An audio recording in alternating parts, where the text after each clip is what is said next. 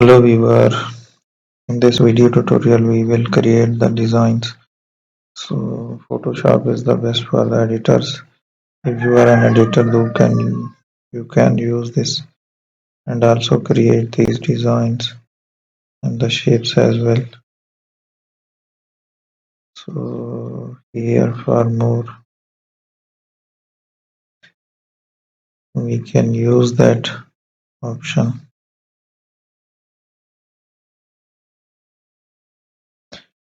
and there we will create the different shapes and designs.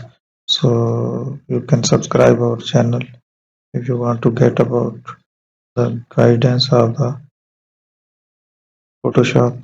So you can subscribe and get a complete guidance about that.